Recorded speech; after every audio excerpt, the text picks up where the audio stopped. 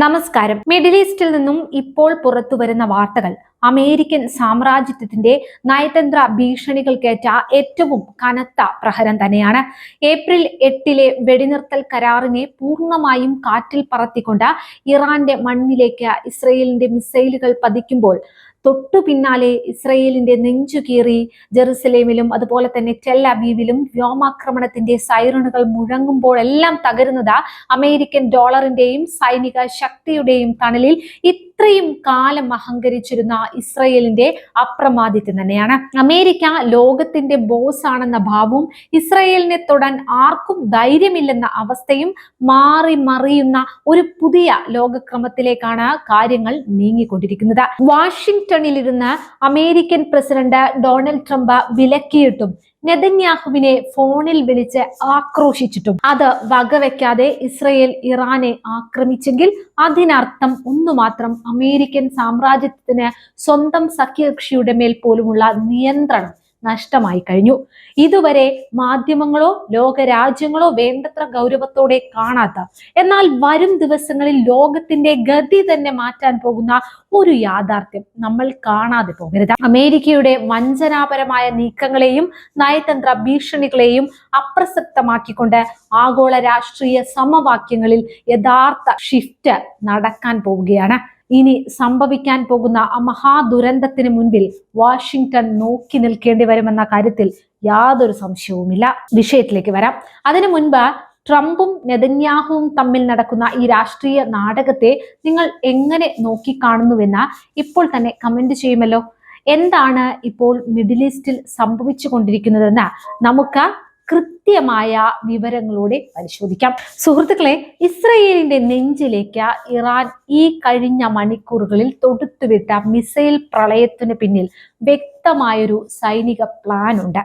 അതിന് ഇറാൻ നൽകിയിരിക്കുന്ന പേരെന്താണെന്നറിയാമോ? Operation true promise 5.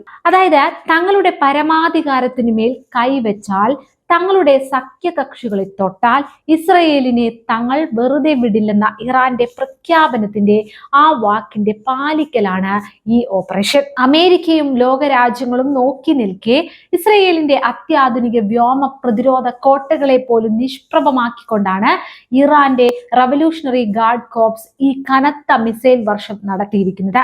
വെറും ഒരു മുന്നറിയിപ്പ് മാത്രമല്ല ഇത്.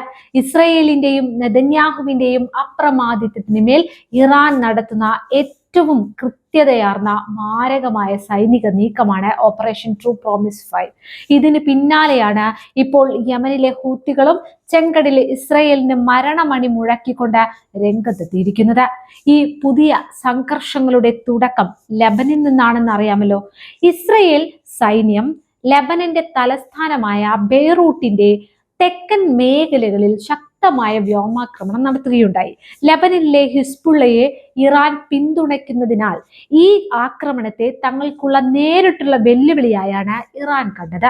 ഇതിന് പ്രതികാരമായി ഇറാന്റെ ശക്തമായ സൈനിക വിഭാഗമായ IRGC എന്തു ചെയ്തു?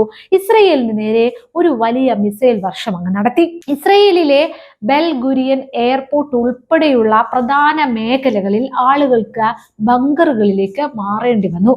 ഇറാന്റെ ഈ ആക്രമണം ഒരു മുന്നറിയിപ്പ് മാത്രമാണെന്നും ഇസ്രയേൽ വീണ്ടും അതിക്രമം കാണിച്ചാൽ ഇതിലും വലിയ പ്രത്യാഘാതം ഉണ്ടാകുമെന്നും ഇറാൻ വ്യക്തമാക്കിയിരുന്നു. എന്നാൽ പിന്നീട് സംഭവിച്ചത് എന്താണ്? ഇസ്രയേൽ ആക്രമണം നിർത്തിയില്ല. അവർ ഇറാന്റെ ഉള്ളിലേക്ക് കടന്ന് നേരിട്ട് ആക്രമണം നടത്തി.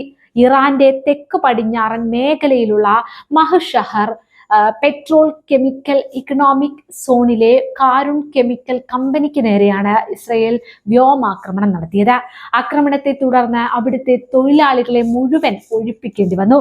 കൂടാതെ ഇസ്ഫഹാൻ പ്രവിശ്യയിലെ നജാഫാബാദിലും സ്ഫോടനങ്ങൾ നടന്നു. ഇറാന്റെ മിസൈൽ ലോഞ്ച് സൈറ്റുകളെയും ഊർജ ഇതര മേഖലകളെയുമാണ് തങ്ങൾ ലക്ഷ്യം വെച്ചതെന്നാണ് ഇസ്രയേൽ വാദിക്കുന്നത്. അന്താരാഷ്ട്ര മാധ്യമങ്ങൾ റിപ്പോർട്ട് ചെയ്യുന്നതനുസരിച്ച് ഇസ്രയേൽ ഇറാന്റെ മണ്ണിൽ യുദ്ധവിമാനങ്ങളിൽ നിന്ന് തൊടുക്കാവുന്ന ബാലിസ്റ്റിക് മിസൈലുകളാണ് ഉപയോഗിച്ചിരിക്കുന്നത്. ഇതിനിടയിൽ ഏറ്റവും നിർണായകമായ ഒരു രാഷ്ട്രീയ നാടകം നടക്കുന്നുണ്ട്. അത് അമേരിക്കയും ഇസ്രയേലും തമ്മിലാണ്. American president Donald Trump Israel പ്രധാനമന്ത്രി ബെഞ്ചമിൻ നെതന്യാഹുവിനെ ഫോണിൽ വിളിച്ച് ഈ ആക്രമണങ്ങളിൽ നിന്ന് പിന്മാറാൻ കർശനമായി ആവശ്യപ്പെട്ടിരുന്നു. ഇറാനുമായി ഒരു സമാധാന ചർച്ചയ്ക്ക് വഴി തുറക്കാൻ ട്രംപ് ശ്രമിക്കുന്നതിനിടയിലാണ് നെതന്യാഹു ഈ ആക്രമണം നടത്തിയത്. അമേരിക്കൻ നിർദ്ദേശങ്ങളെ ഇസ്രായേൽ പൂർണ്ണമായും തള്ളിക്കളഞ്ഞു എന്ന് മാത്രമല്ല, ട്രംപിനെ ഇസ്രായേൽ പരസ്യമായി അപമാനിച്ചു എന്ന് വേണം പറയാൻ. അമേരിക്കൻ രാഷ്ട്രീയ വൃത്തങ്ങൾ തന്നെ ഇങ്ങനെയാണ് വിമർശിക്കുന്നത്. അതേസമയം ഈ ആക്രമണങ്ങളിൽ തങ്ങൾക്ക് യാതൊരു പങ്കുമില്ലെന്ന് US സൈന്യം ഇതിനകം തന്നെ വ്യക്തമാക്കിയിട്ടുണ്ട്. അതായത് ഈ യുദ്ധം കേവലം 2 രാജ്യങ്ങൾക്കിടയിൽ മാത്രം ഒതുങ്ങുന്നില്ല എന്നതാണ് ഏറ്റവും ഭയപ്പെടുത്തുന്ന മറ്റൊരു കാര്യം. യമനിലെ ഹൂത്തി വിമതർ ഇറാന് പിന്തുണയുമായി രംഗത്തെത്തി കഴിഞ്ഞു. ഇസ്രയേലിന്റെ തന്ത്രപ്രധാന നഗരമായ ജാഫയിലെ ഒരു രഹസ്യ കേന്ദ്രത്തിനെതിരെ തങ്ങൾ മിസൈൽ ആക്രമണം നടത്തിയതായി ഹൂത്തികൾ പ്രഖ്യാപിച്ചു കഴിഞ്ഞിരിക്കുന്നു.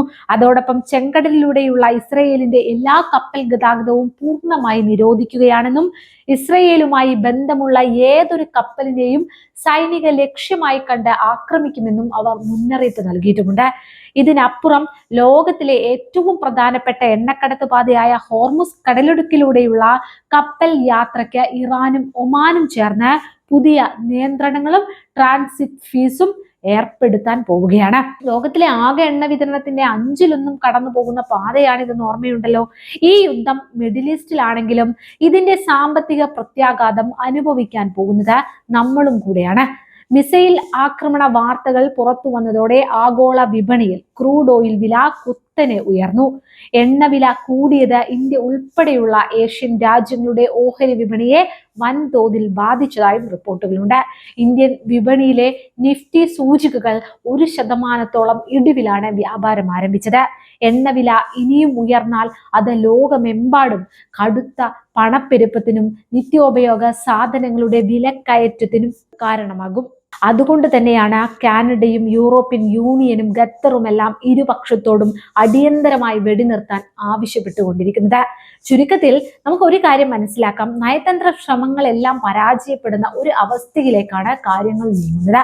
ഇസ്രായേൽ തങ്ങളുടെ പ്രതിരോധ ക്യാബിനറ്റ് യോഗം വിളിച്ച് അടുത്ത ഘട്ട ആക്രമണങ്ങൾക്ക് തയ്യാറെടുക്കുമ്പോൾ ഇറാൻ കൂടുതൽ മിസൈലുകൾ സജ്ജമാക്കുകയാണ് എന്നാണ് റിപ്പോർട്ടുകൾ പറയുന്നത്. ഒരു വലിയ പ്രാദേശിക യുദ്ധത്തിലേക്ക്, ഒരുപക്ഷെ ഒരു 3-4 ലോക മഹായുദ്ധ സമാനമായ സാഹചര്യത്തിലേക്ക് ഈ പ്രദേശം നീങ്ങുമോ, അതോ അന്താരാഷ്ട്ര സമ്മർദ്ദങ്ങൾക്ക് വഴങ്ങി ഇവർ പിന്മാറുമോ എന്ന് വരും മണിക്കൂറുകളിൽ നമുക്ക് മനസ്സിലാക്കാം. ഈ വിഷയത്തിൽ നിങ്ങളുടെ അഭിപ്രായം പറയണേ. ചാനൽ സബ്സ്ക്രൈബ് ചെയ്ത് വെക്കുക.